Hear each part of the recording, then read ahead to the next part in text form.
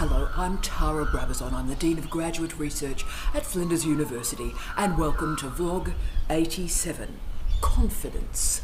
This vlog comes via request from one of our great students, Mel. Hi Mel. And Mel wanted me to work with many of the ideas I introduced last week on managing competition. And indeed, as a PhD student, it appears you are attacked and managing competition on almost every side, from your peers, from assessors, from supervisors, from examiners. And there is no doubt that postgraduate students around the world struggle with confidence, and any Google scholar or Google study can show that. And a whole series of proxies are deployed that demonstrate something is going wrong in this doctoral and research master's space. And some of those proxies involve phrases like imposter syndrome, that I'd never heard of before I came to Flinders, can I say, but imposter syndrome.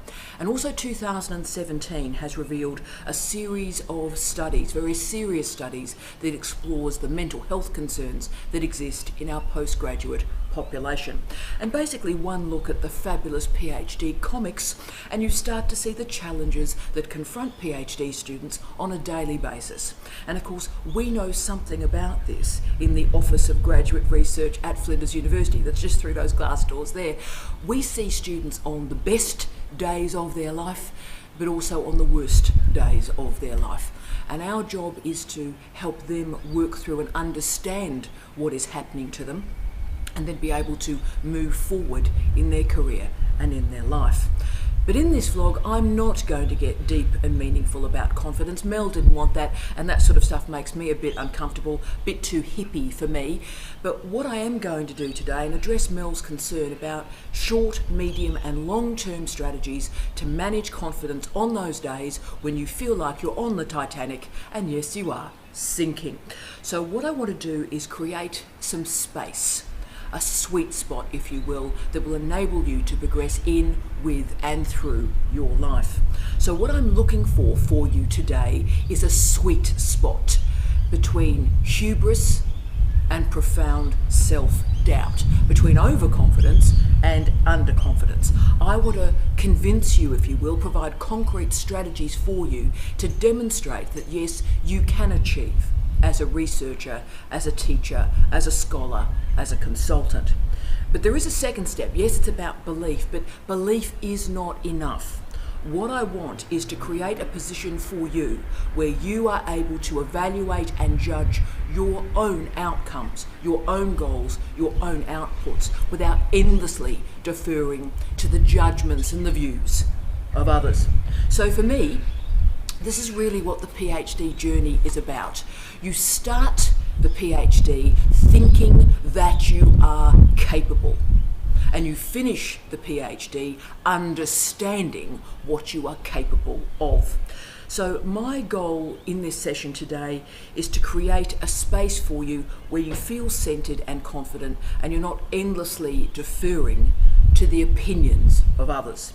So this mode of confidence has particular characteristics. I invented this model, and this model is called RDC. So the RDC model of confidence, and please feel free to rip me off. Firstly, what does the R stand for? Well, this confidence mode is reasonable. So you don't waver between overconfidence and underconfidence. You remain even. Secondly, this mode of confidence is demonstratable. In other words, it's not a feeling, it's not an opinion, it's not a vibe, it's not an internal feeling at all. It is the performance of expertise.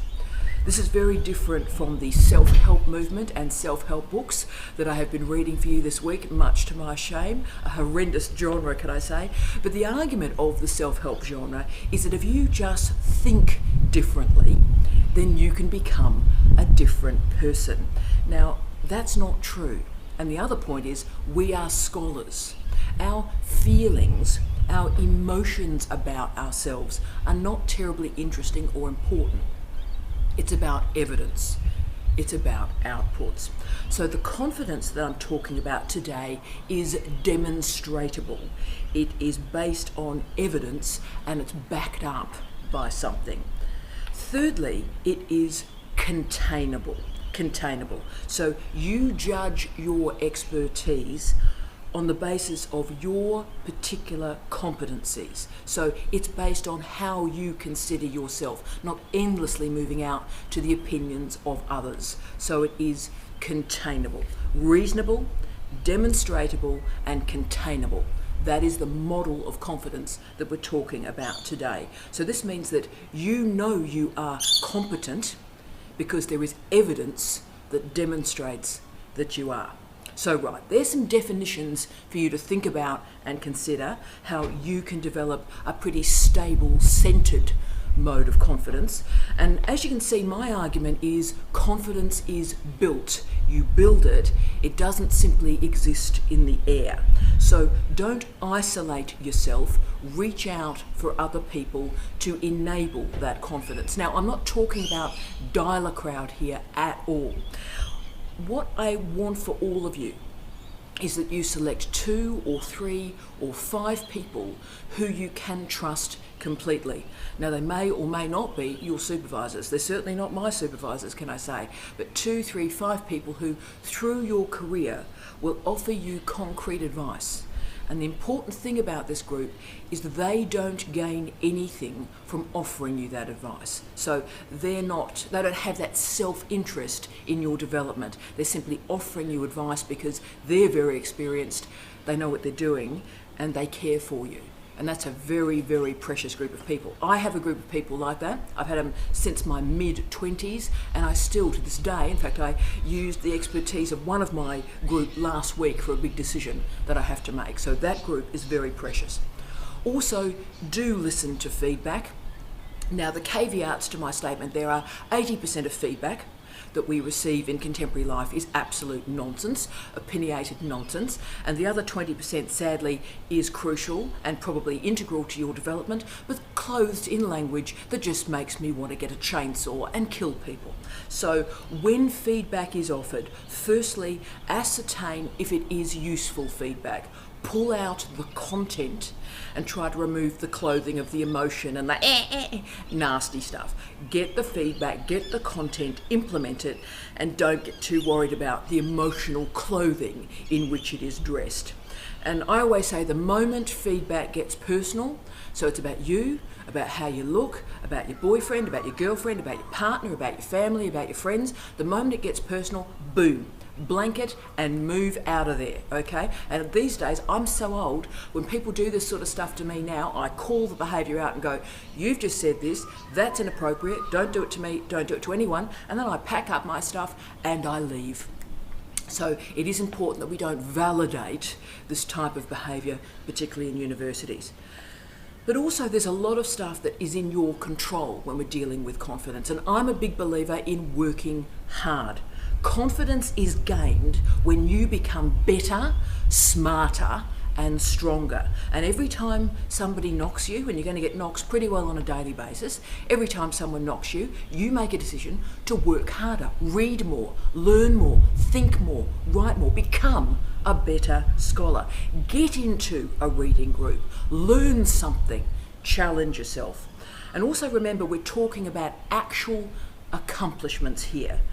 Remember all the things that you have done in your life and continue to improve, continue to learn.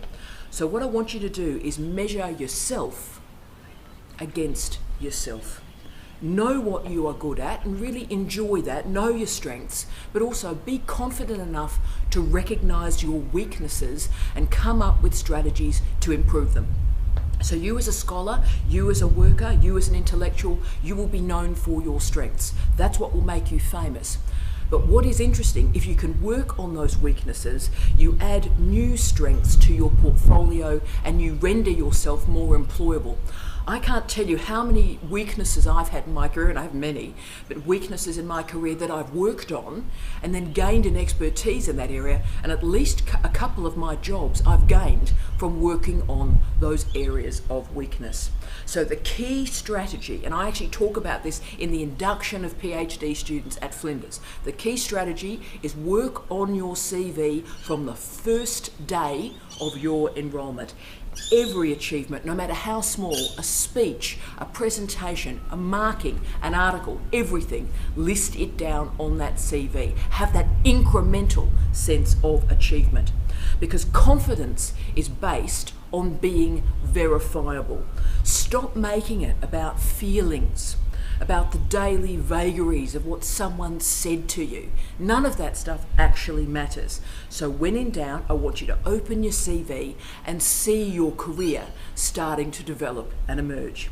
Also, if you can, apply for a series of prizes or awards. Doesn't matter how small, that'll give you that expertise to apply for grants later on, but give yourself the satisfaction of trying to achieve prizes and awards that are then verifiable of your accomplishments.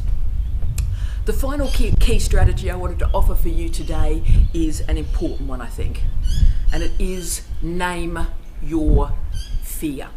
Name your fear. So do ask yourself, what are you actually frightened of? What frightens you? And by naming it, you're controlling it and you're also managing it. So when I look at my career, and I'm going to tell you what my greatest fear is and what happened when I managed it, okay? So like most of us, in my early career, I had those little jobs. So my first job was a year in Wellington, that was the contract. And then I went on to Viva Rock Vegas, the legendary Rockhampton at Central Queensland University for 18 months, and all of that was great. That's how your early career looks. But then I managed to land a B-level lectureship that was tenured at Murdoch University in Western Australia, which is where I was born. So wasn't that fantastic? I was home. I was there for 10 years. I was stable. I had a nice, stable career and job. Isn't that great? And I was there for 10 years. It amazes me now that I spent a decade of my life in Western Australia. Astounding. And look, it was a great time. I built a new type of cultural studies. I taught tens of thousands of first year students who went on to amazing things around the world. Hello to everyone. I had 20 PhD students that moved to completion. I was the sole supervisor, not even principal. We didn't have that stuff at Murdoch. I was the sole supervisor. And those people have gone on to amazing careers that have changed knowledge. So it was an incredible time. Won national teaching awards, wrote 8 books, citizenship awards, fantastic stuff. Stable, nice. But my greatest fear was instability. Now the reason for that is I come from a pretty tough background. So that means the importance of being in work and paying your bills is incredibly important to me. So it is important that I'm able to actually live and survive, because I came from a tough background where that was pretty challenging most weeks, right?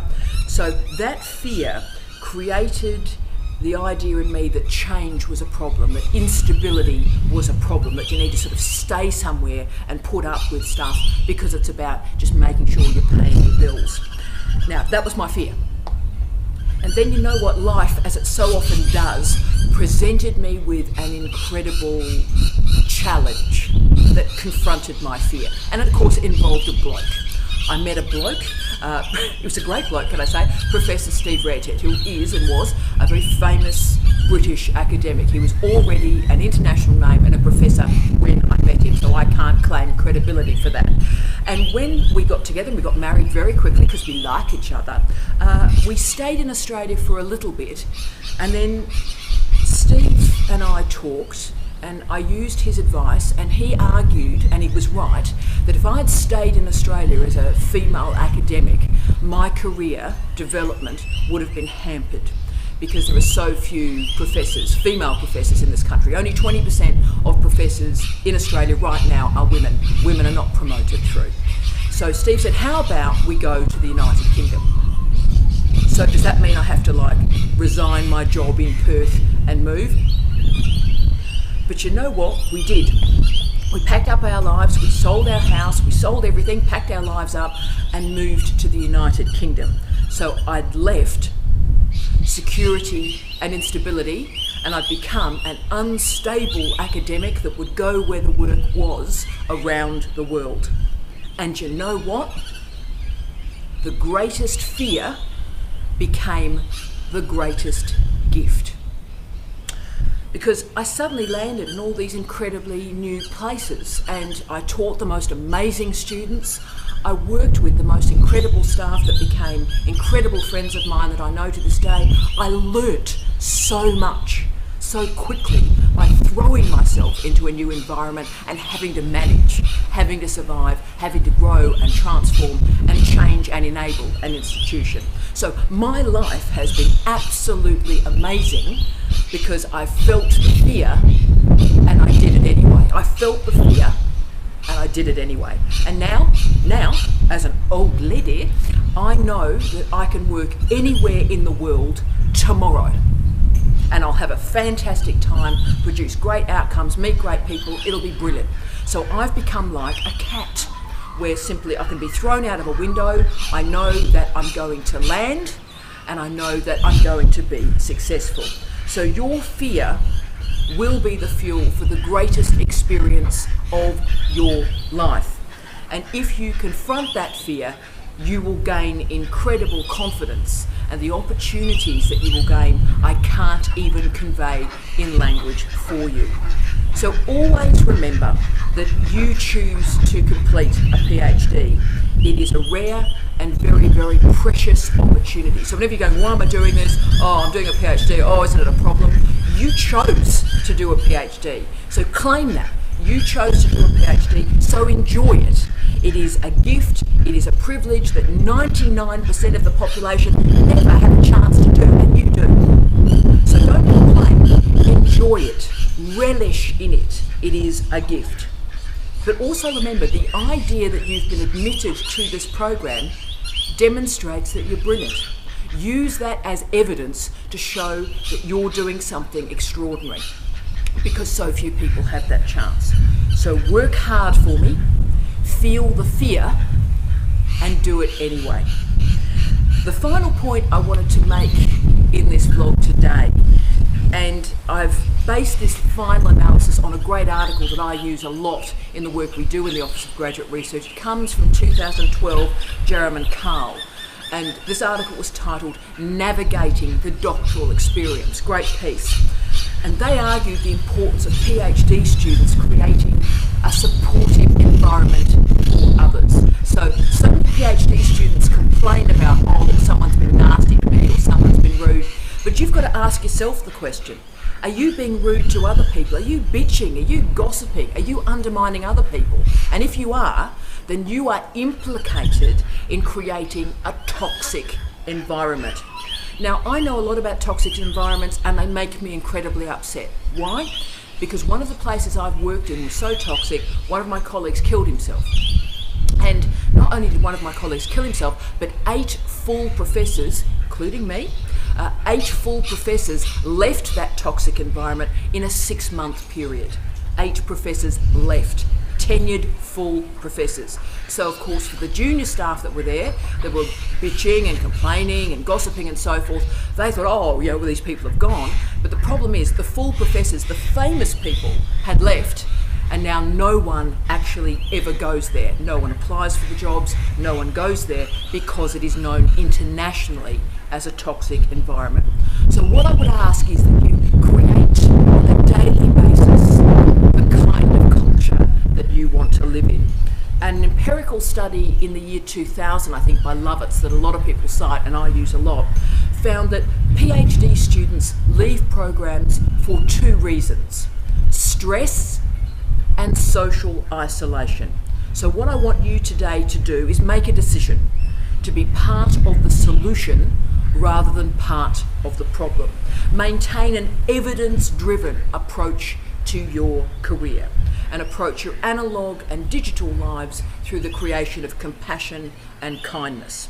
So I really want to thank Mel for this suggestion. It was a powerful one that confronted me to really think about, right, well, what is confidence that is useful for you? And I wouldn't have gone here without that suggestion, Mel, so thank you. And I hope it's been useful. From a rather windy and very interesting early morning at Flinders, I wish you love, light and peace.